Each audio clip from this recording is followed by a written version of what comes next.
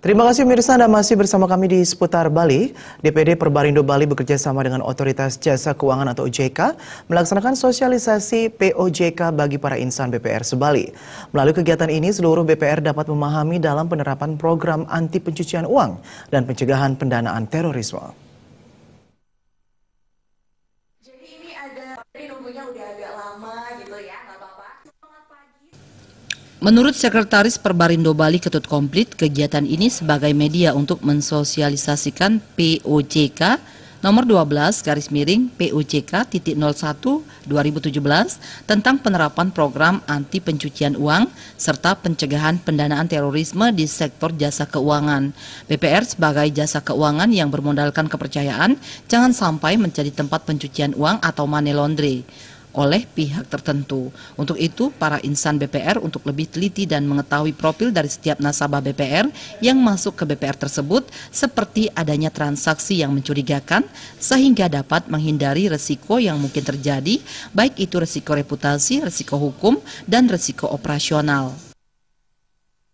BPR sebagai lembaga jasa keuangan yang modal dasarnya adalah kepercayaan. Jadi kita jangan sampai dipakai tempat untuk money laundry atau pencucian uang oleh pihak-pihak tertentu atau orang-orang tertentu yang memang punya profil atau karakter kebiasaan seperti itu. Maka petugas BPR khususnya frontliner harus memahami apa yang mesti dilakukan.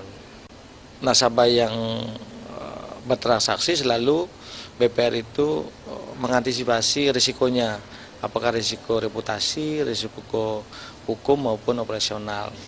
Sementara itu, narasumber dari OJK yakni Kepala Grup Penanganan Anti Pencucian Uang dan Pencegahan Pendanaan Terorisme Heni Nugraheni mengatakan, kegiatan ini sebagai persiapan menghadapi mutual evaluasi review. Pihaknya berterima kasih kepada Perbarindo Bali yang telah melaksanakan kegiatan ini, di mana seluruh BPR di Bali bisa belajar dan memahami ketentuan yang baru dan sinergitas antara OJK dan Perbarindo Bali agar terus dilakukan, sehingga ke depan seluruh BPR di Bali menjadi BPR yang tangguh. Diharapkan BPR tidak menjadi tempat pencucian uang, tetapi BPR tetap berkembang dan bisa mensejahterakan masyarakat. Sama-sama belajar ketentuan APO PPT yang baru.